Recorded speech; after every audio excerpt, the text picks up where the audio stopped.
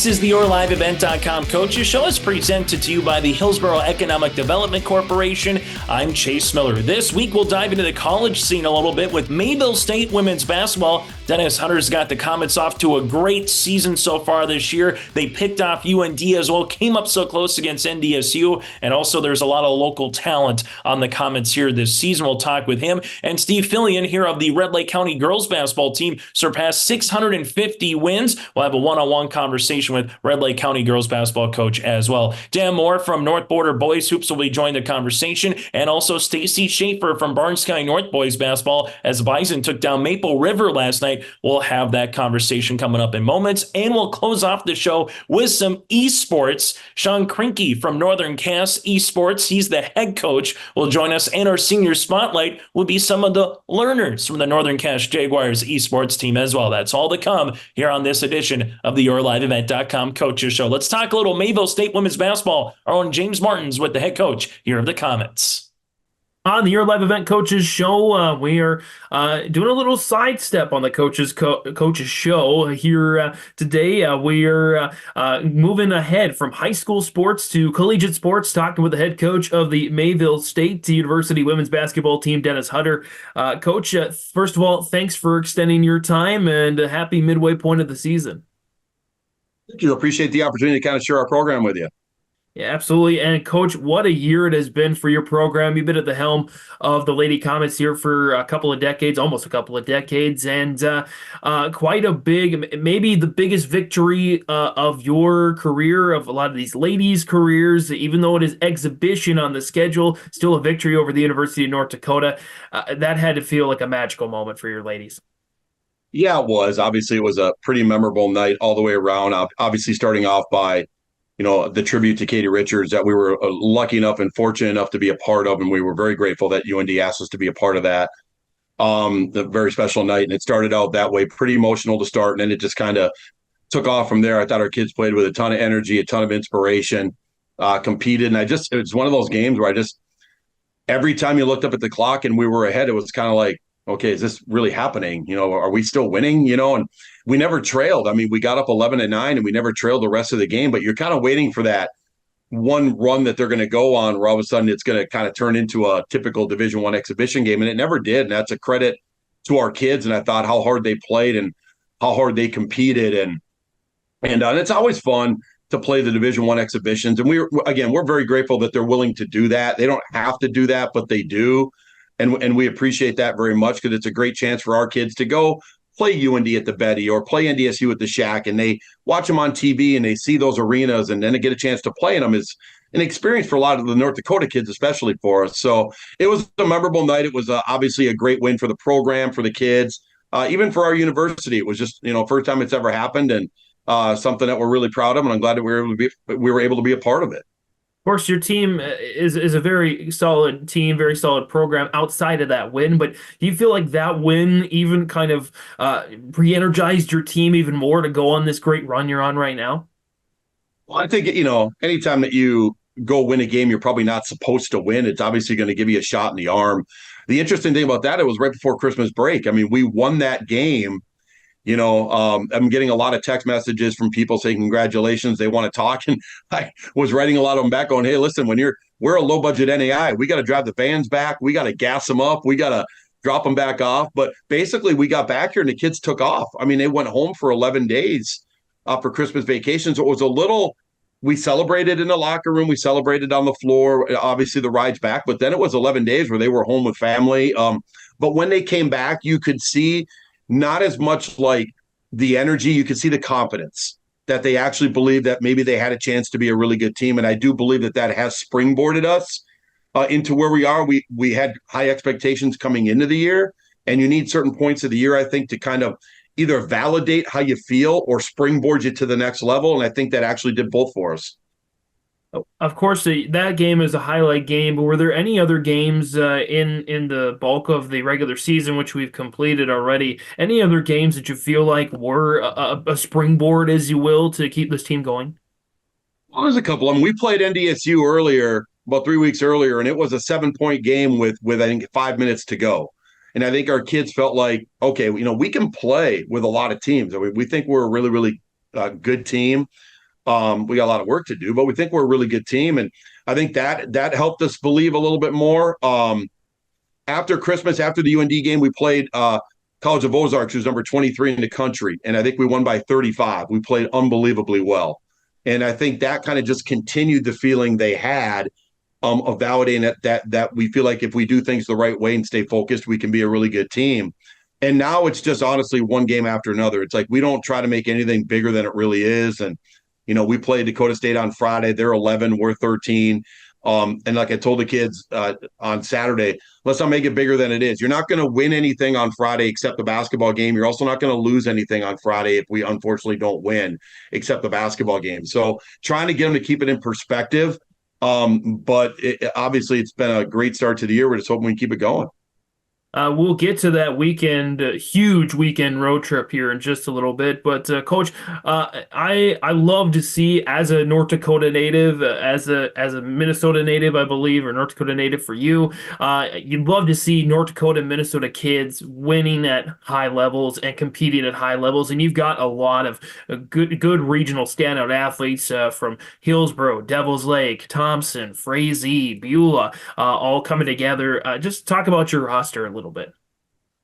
Well, yeah, we are pretty much dominated with North Dakota, Minnesota for the most part. There's something about the culture up here, tough-minded kids that kind of, understand what it means to be a part of a team. They work hard. They go to class. They understand that basketball may have brought them here, but it's not why they're here. We try to get them to understand that very much. The thing about having local kids that we're noticing now is the support, the unbelievable families that come to games, grandmas, grandpas, moms, dads, aunts, uncles, cousins, brothers, sisters. I mean, we have a lot of people that come watch us play. And I think a lot of that is because we have a lot of local players that have a lot of family that have taken a vested interest in their daughters or their granddaughters' careers. So, we've taken great pride in the fact that our roster is relatively local. That is intentional. That's something that we really try hard to do. We'll venture outside of the region if we have to, but there's a lot of good players just within the region. You don't have to venture too far. You just have to convince them that Mayville State's the right place for them. So we're really lucky, to get the kids that we have on our team. We have great kids, unbelievable kids. As much as they're good basketball players and they're a good team, which they are, they're even better people. And that's the thing that I enjoy about what we have going on here is what you see on Friday night, it's really fun to watch, but being around them Monday through Thursday is even almost more enjoyable to be a part of because they're just really good kids. And of course, we know, at least on the men's side, Landon Olson, Hillsborough Central Valley senior right now, going to be a future Mayville State Comet. And on the women's side, we don't necessarily like to look towards next season when we still got a season going on right now. But anybody from Western Minnesota, Eastern North Dakota that you're excited will come play for the Comets next year? Well, yeah, I mean, it's still early for us.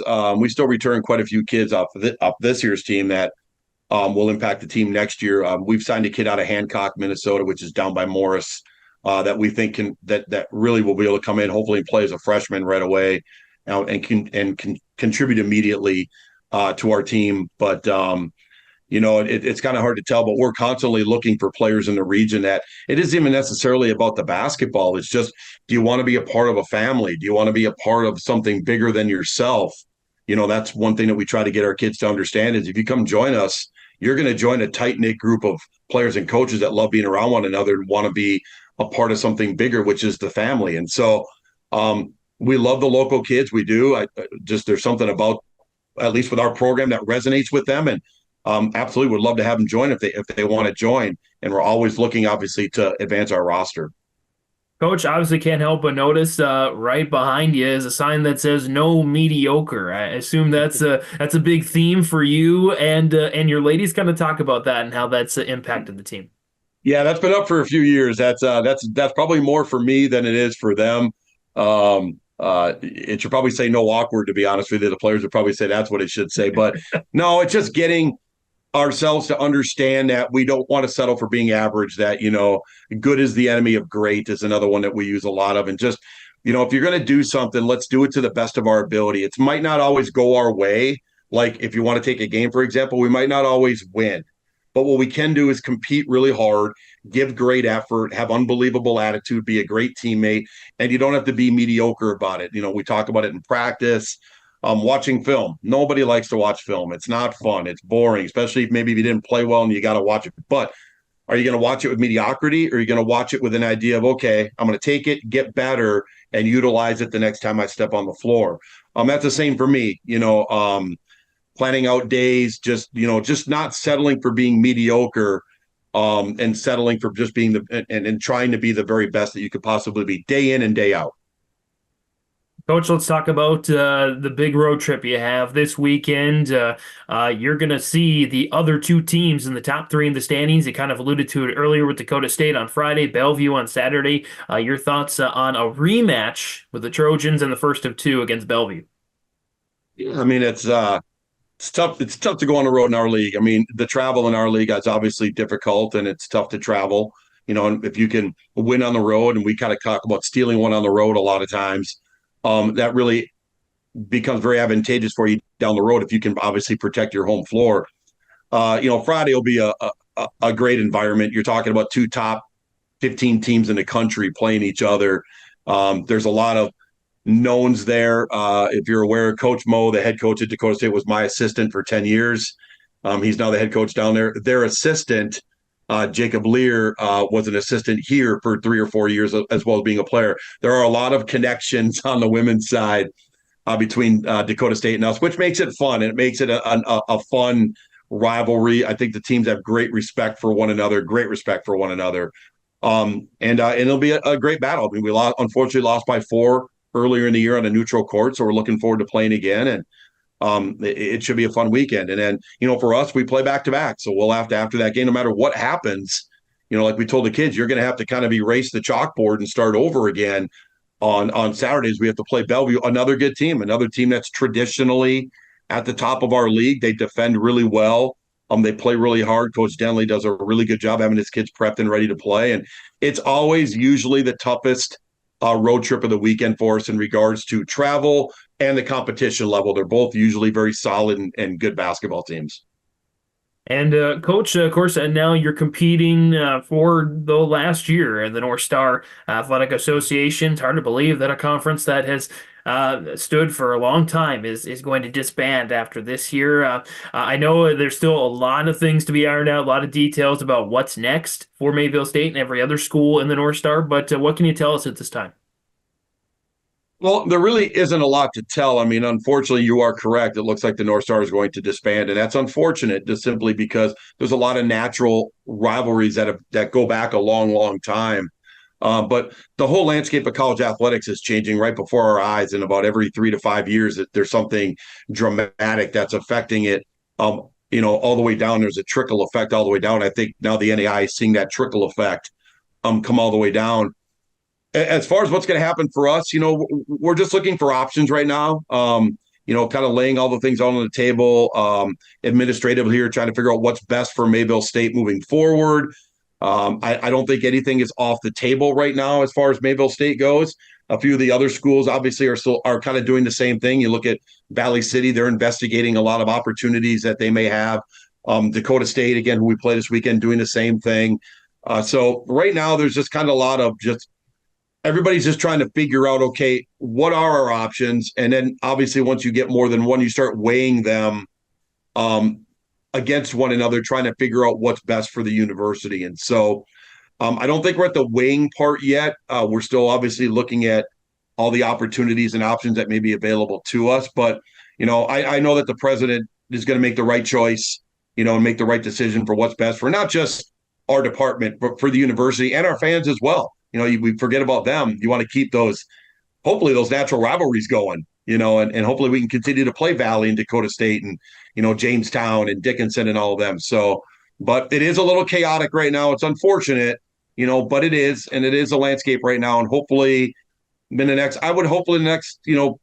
3 months or so, we'd have a much clearer idea what's kind of happening. And Coach, we got a great opportunity to come see the floor that you see all the time up there in Mayville for the Region 2 Division A boys and girls basketball tournaments. Any words you want to mention about that tournament coming up? No, we're excited. I mean, when I first came to Mayville, the regional tournaments used to be held, and the district tournaments used to be held here, and it was an awesome experience for everybody involved, not just the players playing, but for us as well. We're excited to have the opportunity to kind of just showcase, Mayville State and have obviously the region tournaments here. A lot of quality basketball teams on the girls' side, and definitely on the boys' side. It's going to make for hopefully a great, 3 or 4 days of tournament play for the players. I think the fans are going to have a great experience, and we are really, really looking forward to hosting it and making sure that it's a top-notch experience for everybody involved, whether you're playing, officiating, coaching, or spectating. We just hope it's a great experience for everybody involved. Or broadcasting. We'll be there as well. Your live event. Absolutely, my fault. I left the broadcasters out. You are correct.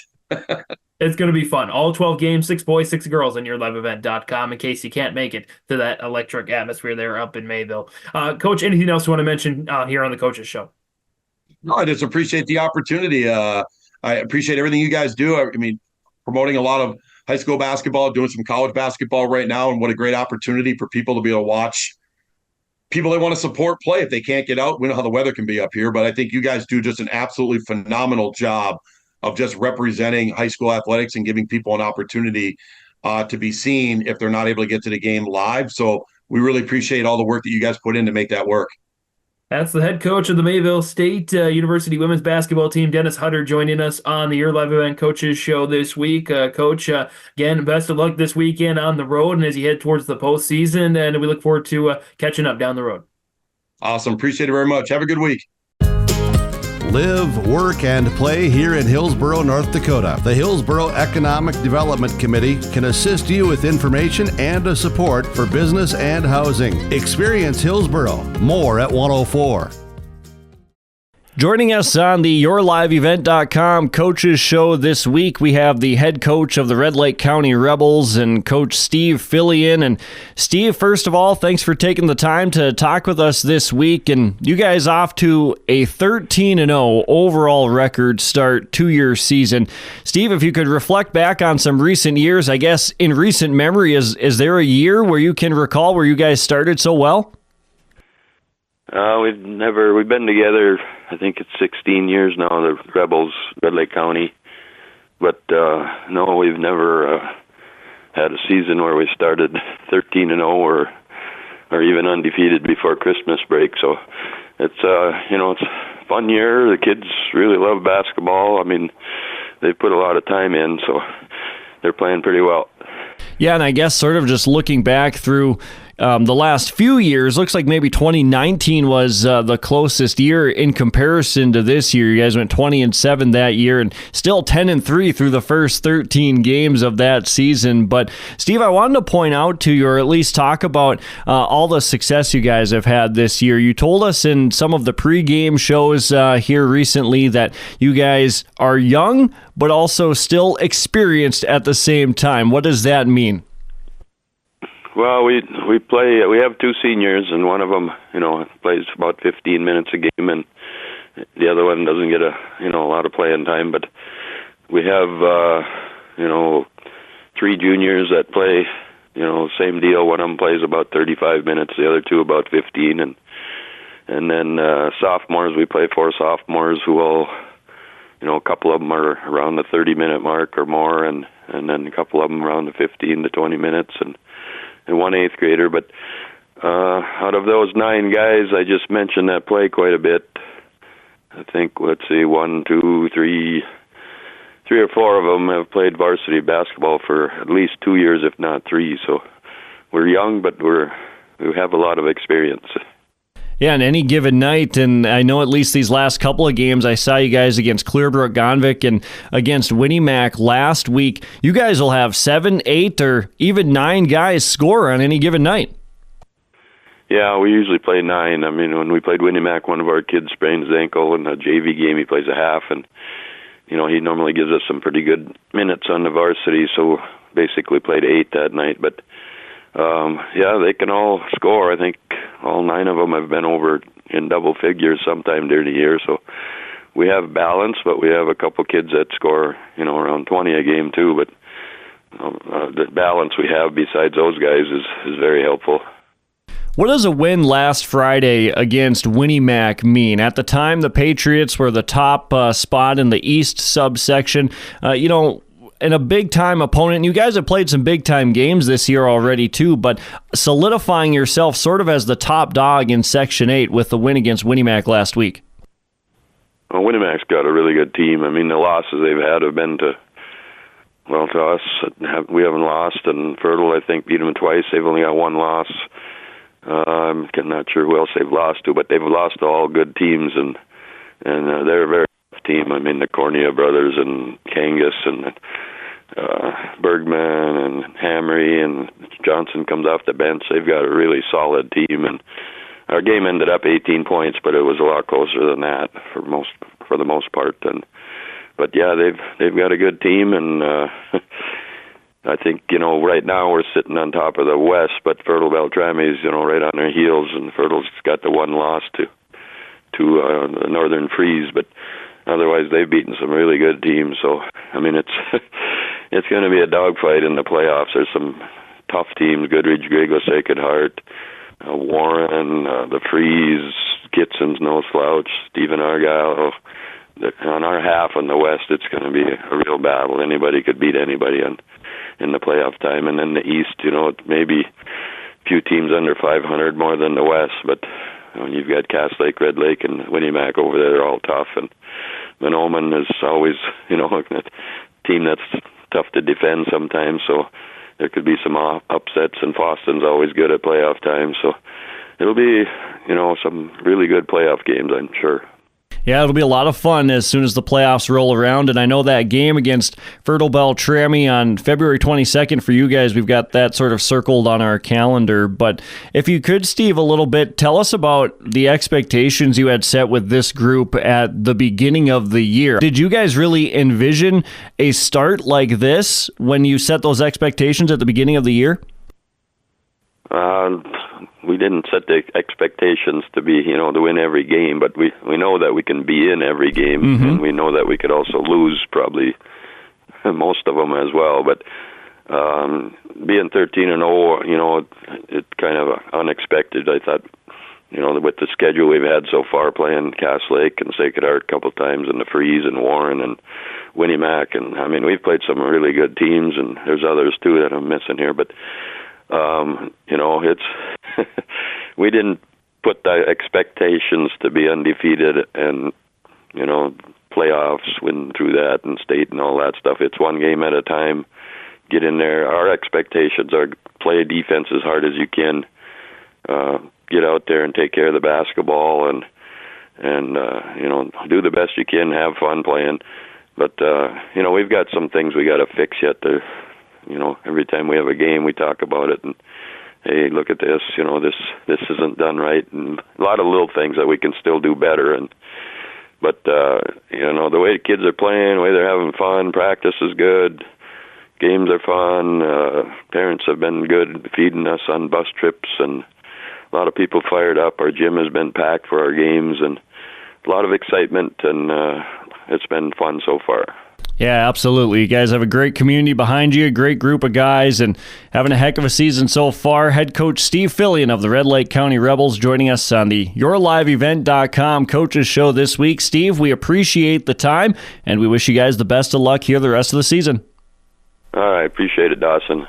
Thanks for the coverage for all you guys do, too. You get around. Thanks a lot, Steve. That was the head coach of the Red Lake County Rebels boys basketball team, Steve Philion, joining us this week on the YourLiveEvent.com Coaches Show.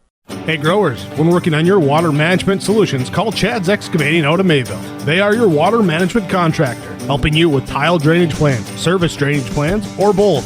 Remember, water management is a lifetime investment. Call Chad 701-430-0182 to get your water problem solved. For more information, follow Chad's Excavating on Facebook. For tile drainage and service plans, call 701-430-0182. Chad's Excavating out of Mayville, helping farmers grow. Do you want that new boat? Are you building onto your home? Maybe you want the new camper or ATV. Dakota Heritage Bank can help you. This is Dustin Nagel, president at Dakota Heritage Bank Hillsborough location. You can visit with me or our other loan officers to help with loans and lines of credit from Dakota Heritage Bank. We are serving you with locations in North Dakota and Northwest Minnesota. Dakota Heritage Bank offers financial services you expect with a local perspective. dhbanknd.com. Dakota Heritage Bank, Equal Housing Lender, member FDIC. There's more at 104. Hillsborough, North Dakota has everything you need on your next road trip. Food, fuel, fun, and family-friendly activities. Stop by and fill up your tank or grab a bite to eat. Have a blast at Goose River Golf Club, the swimming pool, or one of our beautiful parks. There's even ice skating and cross-country skiing. Take in the sights or stay the night so you don't miss a thing.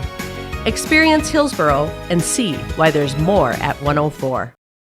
As we come back now, Stacy Schaffer from Barnes County North will be joining the conversation in a moment, but our own James Martins had a one-on-one conversation with Dan Moore of North Border Boys Basketball as they've had a nice first part of this season. On the Coaches Show here, we're talking North Border Boys Basketball, and we're chatting with Dan Moore, the head coach of the Eagles. Dan, first of all, thanks for the time, and welcome to the show. Thanks for having me. Appreciate it. And Dan, as we were kind of mentioning a little bit before the interview started, your team is 9-2 on the year, 6-1 in the district, coming off a tough loss to Cavalier, a quality program, quality team. Your thoughts in general on how the season has gone so far? You know, we've had a great year so far. You know, a little stumbling block on Monday night against Cavalier, as you touched on, but couldn't be prouder of the boys. What we've done. You know, we lost a lot off last year's team. I don't think there were a lot of expectations for where we would be right now, and the boys have really risen to the occasion and played some great team basketball for us this year. So, been a good start. Talk about your athletes rising to the occasion. Again, in the unknown of the three-class system, you're playing whole new teams. You're playing a whole new schedule. How do you feel the boys have adjusted to all the newness coming to them? You know, it's been great. We were a big proponent for the three-class system. You know, we've had some pretty solid teams in the past few years, and those Thompsons, Hillsboroughs, Graftons were the teams that were kind of always tripping us up for the most part. And, you know, a lot of the teams that we play right now are teams that, you know, were either in our region before or were some non-conference games that we played with, like a Langdon or a North Prairie. So there's some familiarity with those basketball teams, but, you know, this is how rivalries are built now with district basketball. And so we're excited to maybe get some of those started with some of those teams, not just a casual friendly rivalry that we run into here and there in the non-conference schedule, but now we start to build some of those rivalries, seeing them on a 1, 2, maybe 3, 4 time a year basis when you get to district tournaments and region tournaments. As I mentioned, Coach, you have had a chance to play 11 games so far this season and coming on top in most of them. Is there a particular game through the first dozen that you look back on and saying that was huge for our season for various reasons? Well, our first game against Cavalier, to clip them at the time and get them, you know, we won by 3 first time we played them at home. Really kind of, I think, instilled some confidence in the boys that, hey, you know, maybe we aren't just lucky right now. Maybe we are a decent basketball team. And so that really maybe triggered some things in them to believe in themselves a little bit more. And we got going on a nice little run. Got tripped up at their place on Monday night. But as you touched on when we were talking before, it's a good basketball team and a good program right now. And, you know, we expect to probably see them again in district tournaments and possibly even again in region tournaments. But that's that was a quality win for us that really told us, hey, we're going to compete with the top teams in this region. You mentioned that you lost a fair amount from last year's squad. A lot of talented athletes over the last couple of years in North Border, not just on the basketball floor, but on all surfaces. And looking at your roster, you got 1 senior and 1 junior, and that's what makes this stretch even more impressive. Is the fact that Grayson Oman, your lone senior, and Grant Cosley, your lone junior. The rest are sophomores and freshmen on the squad. Yeah, and that's the exciting part about where we're at right now is, you know, we knew we were going to be an all right basketball team, but we thought there was going to be some growing pains and some bumps along the way. But our sophomores and freshmen have really stepped up. We our sophomores that are playing varsity for us right now saw very little varsity time last year. It was basically cleanup stuff, and our freshmen didn't play any varsity last year. So right now we have two guys who have really had any varsity experience before. They've been great leaders for us. You touched on Grayson and Grant. They've done a really nice job of kind of getting through to some of these young guys what it takes to win, because they've been a part of winning in the past. And that's trickled down to these young guys and set the tone for what's necessary to get the job done. And it's been a really fun group because, like you say, we lose Grayson after this year. So to see that, hey, we've got 3-4 years to build with this group right now, that's pretty exciting. Looking ahead at your schedule, kind of the rest of the way, you got a big one on the horizon with North Star, but in between that, Langdon's going to be tough. Then you have a road trip of St. John, Drayton Valley, Edinburgh, Nelson County, and then you come back home again to host Mayport CG, North Star, and Midway Minto to close out the season. Your thoughts on the remaining schedule? In the old Region 2, before we went to 3 class, it was a dogfight. Region 2 basketball was always so tough. And now we're still Region 2, but in a little bit different. And it's no different. There's no freebies. Even teams that, maybe you should beat, you still need to go compete and battle on a nightly basis, so they're going to get you. So we're excited. You touched on Friday night, we go to Langdon. That's a big game for us. We only play them once. They're a big basketball team, good size. Everybody's bigger than us. We're a pretty small team. But yeah, if we can handle business at home on Friday night against Langdon, that puts us in a pretty good spot to, hopefully take care of the teams that we should take care of along the way and leading up to maybe that big North Star game. But every one of them's big, and we're not going to look ahead to anybody because we aren't good enough to be able to do that, to be honest with you. We're a fun basketball team. We're a good basketball team, but we need to respect everyone we play and take it a game at a time. Coach, in the I'll say first half plus of the season, is there, or anybody else in your district that you've seen, is there a team that maybe surprised you? Not necessarily in a bad way, but in a good way. Maybe you thought that team's good, but you look at film or you played them and thought, wow, that team is really good. Well, to be honest with you, that's probably Cavalier. I thought they were going to be like us. I expected them and us to be a little more middle of the pack in the region, maybe upper middle of the pack in the district. And, them and us both have in my mind, been a bit of a pleasant surprise. Those kids work really hard over there. They've been doing a really nice job. So to me, they're probably 2 or 3 spots higher in the standings than I maybe preseason predicted them to be. So they definitely be one that they've surprised me a little bit. But, it's like I said, everybody is a worthy opponent, and everybody is a tough battle on a nightly basis. So, you could pick a lot of them, to be honest. Coach, one last note about your team in general. Of course, every team has a goal to make it to the state tournament, to win a state championship. How are you doing on the rest of the team goals, maybe the atypical goals that each particular team has? This year, the goal was to be competitive on a nightly basis because we didn't know what we were going to have with the young team that we have and the lack of size that we have. To be competitive on a nightly basis and to get into the regional tournament and hopefully make some noise. Those were the team goals.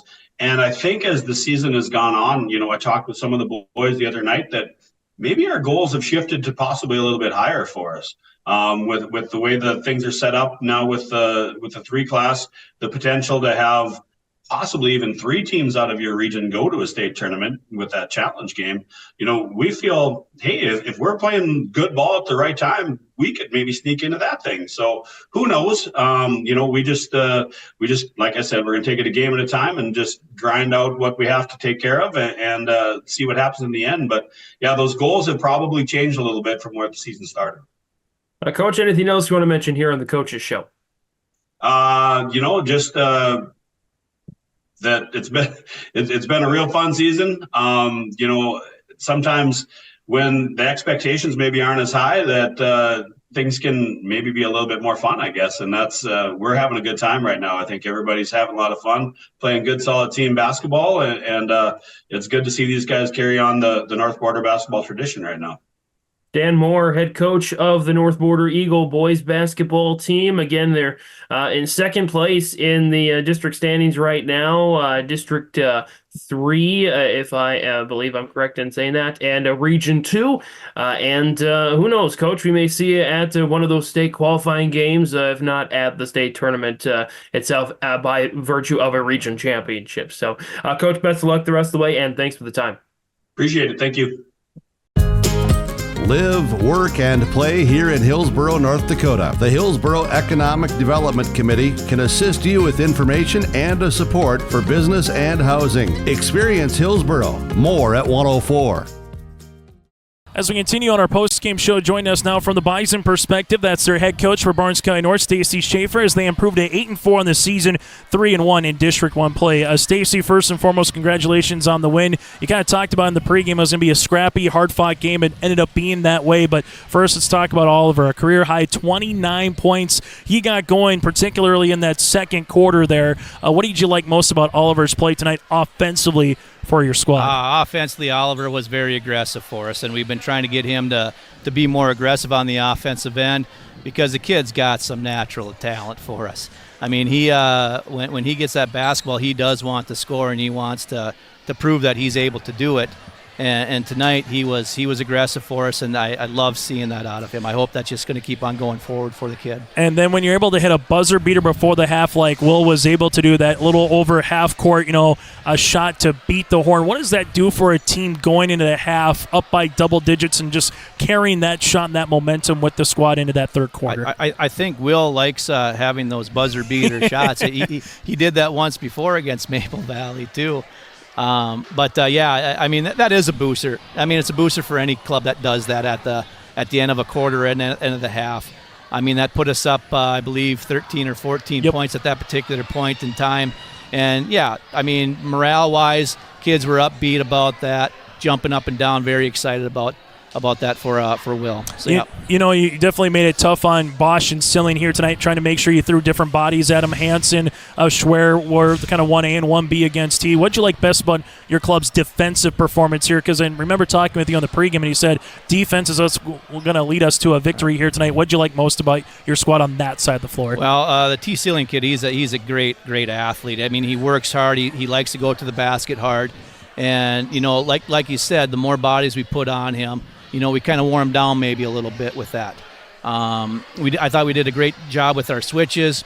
We wanted to make sure that we got the good switches on that and just try to keep him as far away from the basket as possible and make him put it on the dribble. You've had a nice fan base, whether it's been the Barnes County tournament or other games, whether they're home or on the road. What do you like most about the fans coming out this season, supporting these 5 seniors that you have in the starting lineup and supporting this team and having the success that they've had on the floor so far this season here, Stacy? You can go back 5-6 years even. I mean, the community has been really great, really supportive of the teams that we've had the past few years here, and it just brings up the positive vibes of everybody, and it's just a great feeling. 2 more things for you, Stacy. What do you hope to bottle up in this 32 minutes of play against Griggs-Makota, against Tri-State, and the rest of your season as we kind of turn the calendar to February? What do you hope to bottle from this game moving forward? The way we played defensively and offensively tonight, I think we just got to keep on moving forward with that. And like I said before, we need to play good basketball right now to get to the point where we're playing our best basketball. And then someone who can be an unsung hero, whether it's a Parker Amon coming off the bench, maybe it's a little bit Chance Roldson as well. You had him with a couple nice cuts to the paint. Jonah Harstead played well. Just talk about Jonah's play, just overall 9 points in the first quarter, finished with a baker's dozen here tonight with 13. What'd you like best about Jonah's play throughout the season? Jonah's the guy that's going to meld us together. He's the one that gets us into our offense. He's the one that gets us jacked up for the defense. And, he's just an all-around great utility player for us. He can get it done on the offensive end, but he's the one that gels the team together. Stacy, thanks so much for your time, and best of luck moving forward. All right, appreciate it. We'll see you right down the road. Coach Schaffer again for Barnes County North. We'll continue after this from Tower City. College goes far beyond the buildings, classrooms, and the tests. It's about making new friends, trying something different, and discovering your purpose. It's about getting involved, supporting your community, and joining the conversation. It's about learning, growing, and finding your passion. This is not your average classroom. This is the University of Minnesota Crookston. Lee Brothers Sales, Highway 9 in Ada invites you to order your new Chevrolet vehicles. From the Silverado, Trailblazer, and Traverse, Lee Brothers is your authorized Chevrolet dealer, providing sales and service to the area since 1975. For ordering your vehicles, talk with Mitch Smurfer J. Trust the experts who know your vehicles best and take advantage of great Chevy certified service offers today. Lee Brothers Sales, Highway 9, Ada. Call 218-784-2000. I'm Freya Engen. I'm confident during the match, and when it's time for college, I'm confident Bank of North Dakota will help me make good student loan decisions. Visit bnd.nd.gov/confident. I'm Lily Bell. I'm confident on the court, and when it's time for college, I'm confident Bank of North Dakota will help me make good student loan decisions. Visit bnd.nd.gov/confident. Treat yourself to a great career at American Crystal Sugar Company. Team up with quality people making quality products. Full-time and year-round in a stable business. With great pay and benefits including time off available from day one. American Crystal Sugar Company invests in you to promote your continued growth and career advancement. Grow your career doing your best work within the world's best beet sugar company. Apply online today at AmericanCrystalCareers.com. And we close off the show this week talking a little bit different. It's esports, from Fortnite to League of Legends to a whole lot more. Here's Shawn Krinke of Northern Cass Esports giving us all a little bit of an education on that particular sport. And also, we'll have a one-on-one with some of the esports seniors here from Northern Cass. Well, joining us now from Northern Cass, their esports head coach, that is Shawn Krinke here. And yes, it's been around now for a couple of years. For others that are maybe tuning in, it's the first time they've heard of esports here, Shawn. So what is I guess in a layman's term, if no one has seen of esports, they maybe seen their kids, back in our generation, it was Halo was the really big deal. I know Fortnite is definitely something that has came to the forefront. But what is just esports in general, similar or different compared to your typical wrestling, basketball, hockey, during this time of the year here, Shawn? Well, Chase, first, I appreciate that you put me in with your generation. That's awesome with Halo. It's like, I'll go all the way back to Mario Brothers, so that's way back there. But esports today, it is a competitive environment. So we're talking about competition between schools, just like you would see in football, basketball, volleyball, etc. And it's 13 to 18-year-olds at the high school level who, they have to come to practice every day. They have to have plans of improvement. And so esports really functions in every way, just like our sports that we are used to seeing. Eligibility as well, like we run those, and that helps us keep our learners on track. We're trying our best to make it feel just like you would feel at a basketball game.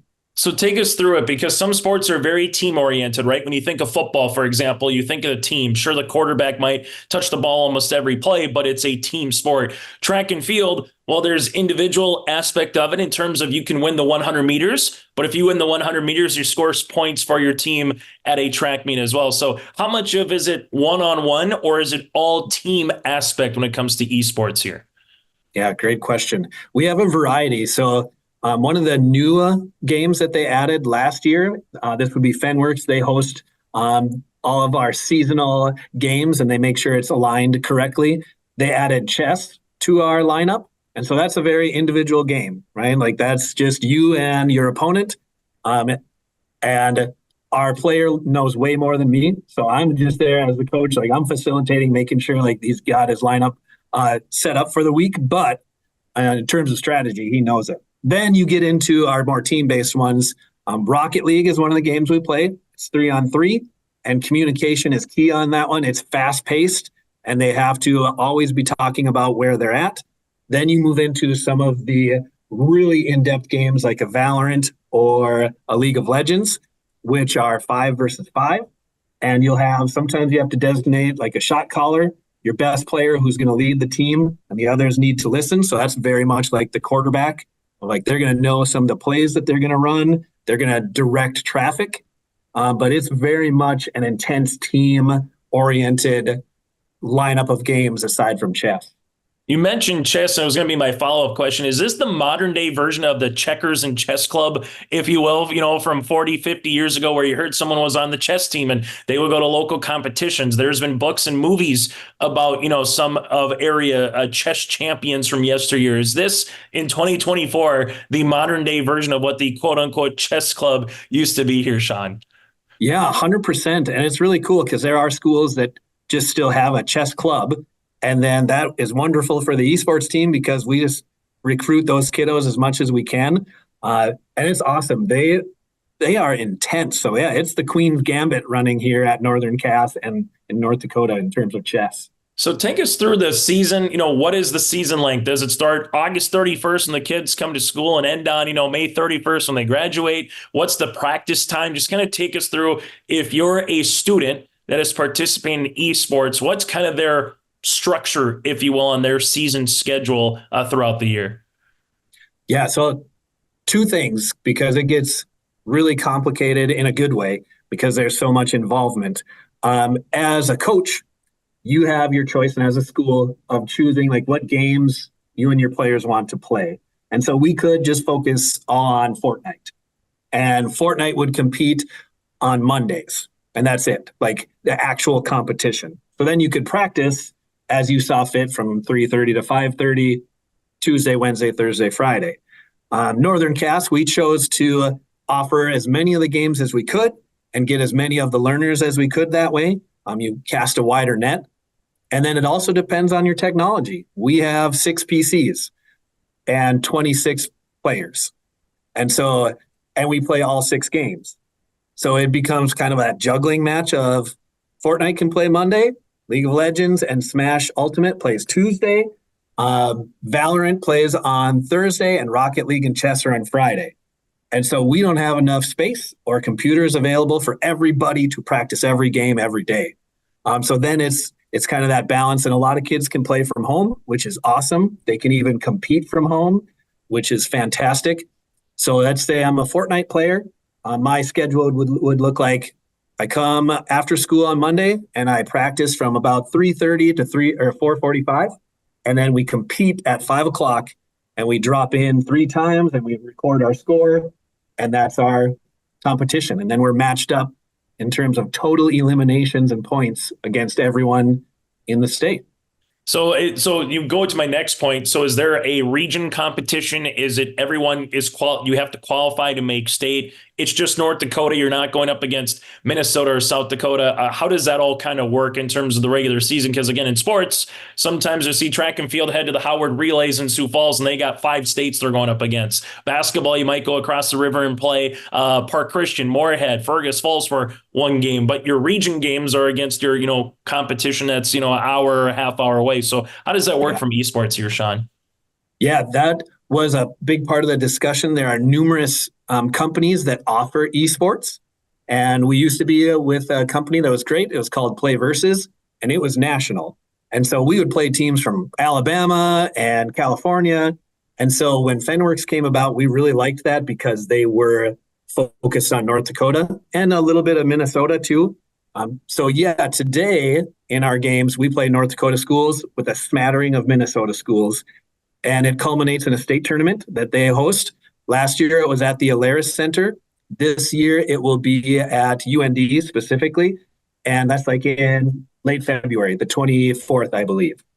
So once the 24th gets done in February, is there the off season then? Like, can learners, as I guess we're so used to as sports calling them players, but they are players in a roundabout way. But as learners, as you're calling them, Shawn, here, is the off season then for them just to kind of, so to speak, get in the lab, get to their home? If they want to be a Fortnite player one season and the next season they're maybe wanting to be into League of Legends, how does that kind of work with the dual, if you will, of the moderation of games that you provide? Yeah, that's exactly right. In the off season, we've had a lot of kids change their minds on which one they want to play. They see their friend playing, let's just say Valorant, and they're like, man, that looks better for me than Rocket League. And so learners can be in multiple.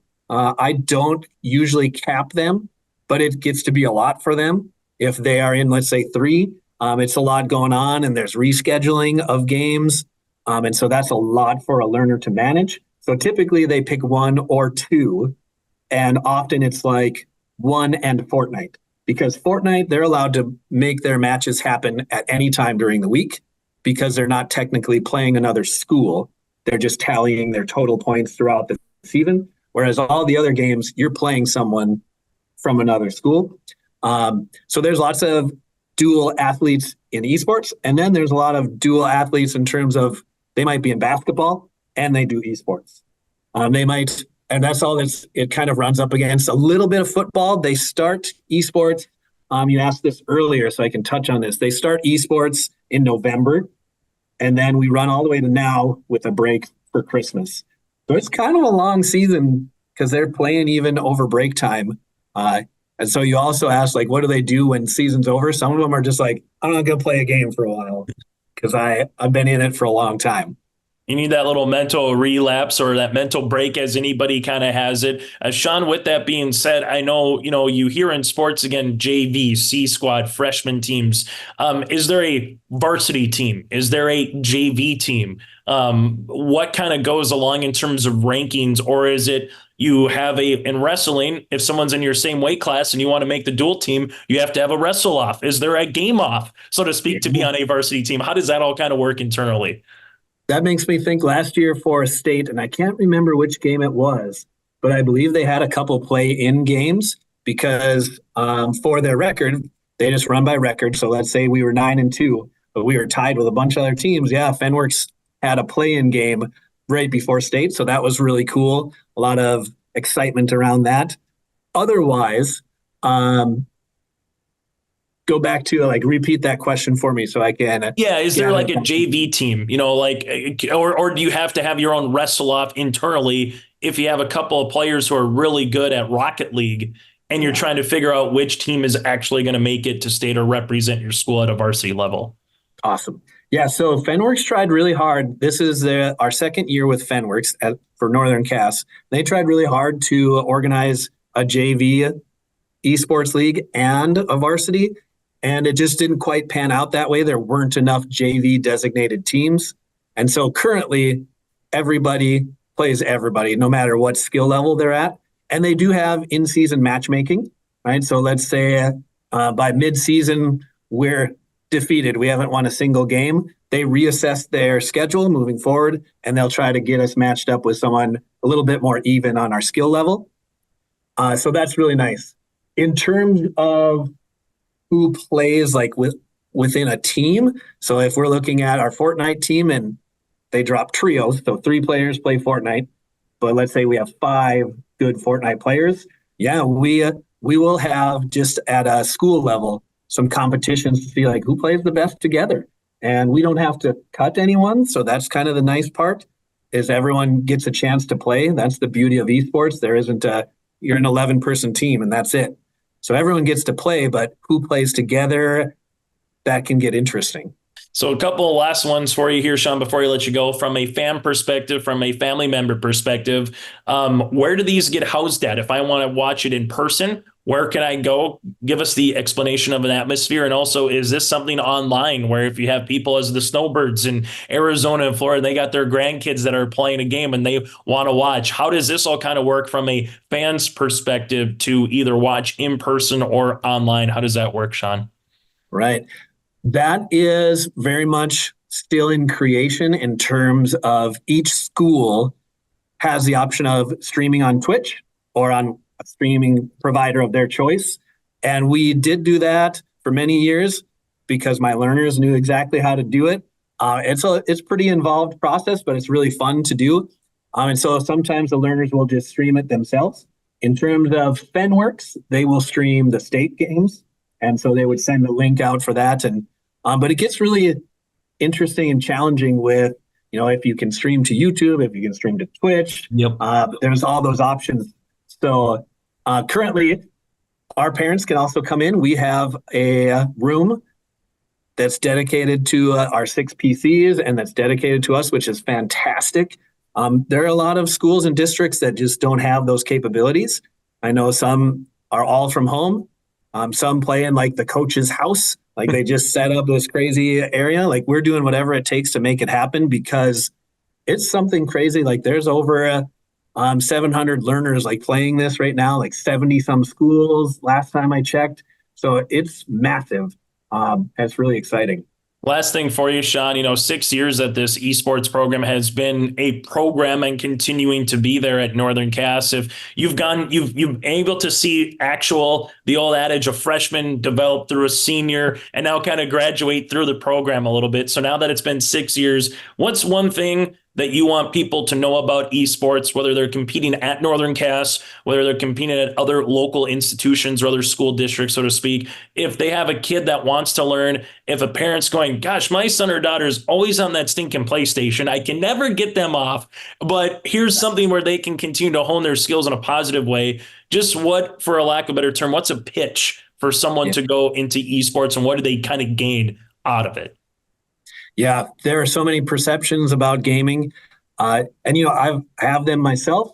And so when I think about what we do at Northern Cass, at least, and then also just spreading that to the state level, like we provide a spot for every learner. And I've got kiddos who this is their only club. Like this is their only opportunity that they are like, I feel like I can be a part of this team. And that's amazing. I think of a few learners who they're not in speech, they're not in theater, they're not a place for sports for them, but esports, they learned how to be a part of a team. And that's awesome. That's super powerful. And I had one learner who he started at 13 in our first year and he went all the way through to his senior year. And he was like our best leader. He knew the game inside and out. And so for me to just pass that leadership on to him and watch him thrive, that's what I would tell to parents. Is like we help do that. We're not just playing video games. Like we're developing humans.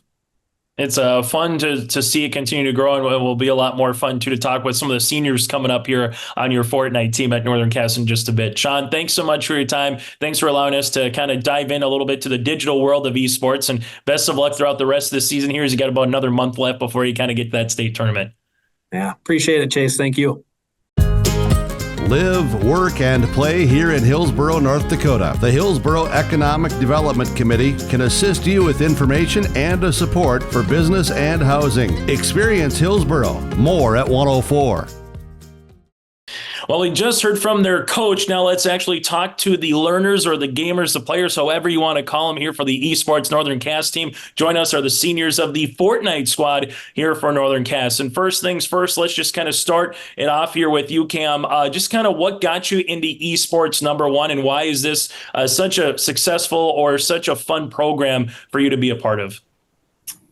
Basically, one day we were talking in math about playing Fortnite and esports because we've played Fortnite since day one together, and we just came into the library and talked to Shawn, and we just wanted to play Fortnite. So if someone's never heard of Fortnite, what's the best way to explain it to a generation that maybe is used to Halo or an older generation that's used to, the old school Super Mario Brothers? Basically, it's like 100 people drop into a map, and they just go at it. Battle to the death. Carter, so it's kind of like King of the Castle, if you will, or kind of the King of the Hill in a roundabout way. Carter, same kind of question to you. What made you kind of get into esports just in general here with Northern Cass?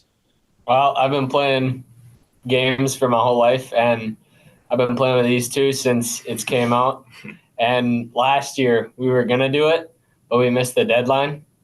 And we promised our coach that we're doing it this year. And now we are doing it. What do you enjoy most about, just Fortnite in general as the game?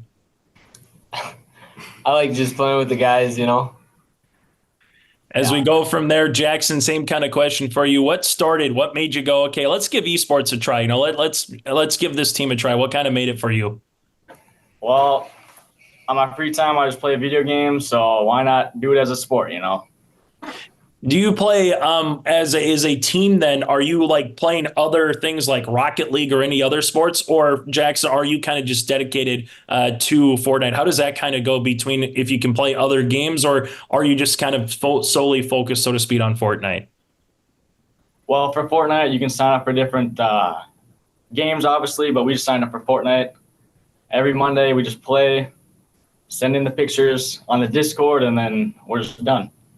Cam, how much time do you put into Fortnite? I mean, what's your practice schedule like? Or are you doing just as many hours, so to speak, at home compared to what you're actually doing, physically at Northern Cass in terms of the practice and the time that you're putting into your competitions? So mostly after school, we just go home and we usually get on around 4, and then we just play till we get off at the end of the night. We count those as practice hours.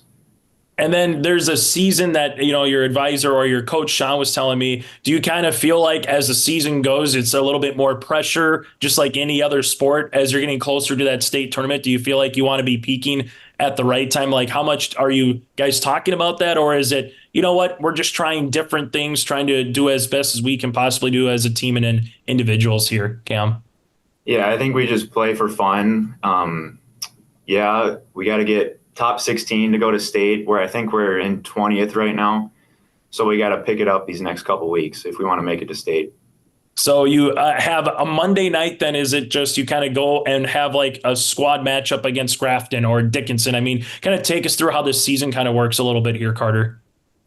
So you don't play against other schools.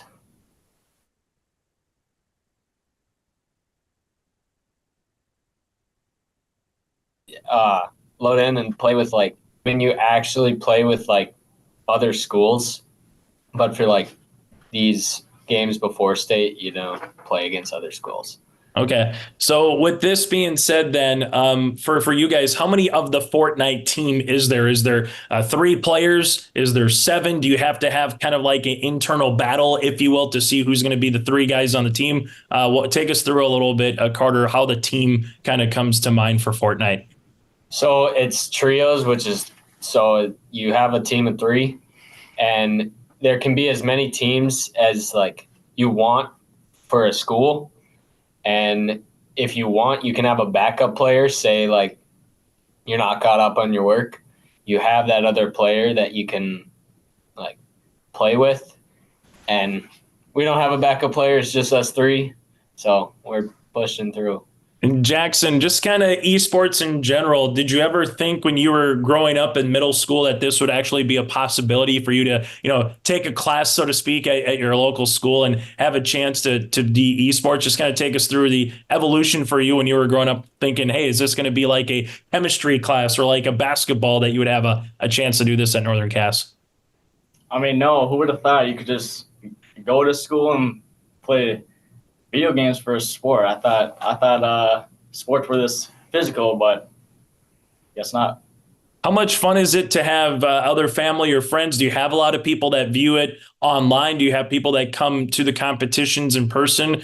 Take us through that a little bit, Jaxon. Do you have kind of like a viewing area for people to, kind of like a basketball court or a football field? Do you have people coming in and watching you guys, compete online? Typically, no. We just play on our own. No one really watches, but if Mr. Krinke said, some educators do want to watch, so if we really wanted to, we could stream it and then they could watch the game, so we're done. Cam, what's the best thing about esports that have you taken your time? Obviously, you're playing with your friends, as that's been well documented here right off the bat. Your buddies to kind of do it, off of school, bringing it, so to speak, onto school property. But what's 1 or 2 traits or characteristics that you've enjoyed the most so far about esports? It's fun, like you said, and we get to build a chemistry together as a team, and it's pretty fun. What if someone is a freshman that wanting to play, whether it is Fortnite, whether it's Rocket League or any other of the games that you provide, and they want to give it a try? Why is a reason, Cam, that someone should give esports a try? Oh boy, I'd say just because the coach, Shawn Krinke, he's a great guy.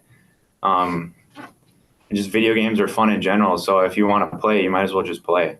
Is Fortnite your favorite game, or do you have a special one, whether it is in competition at Northern Cass or just in general here, Cam? I'd say Fortnite's the top game on my list, yeah.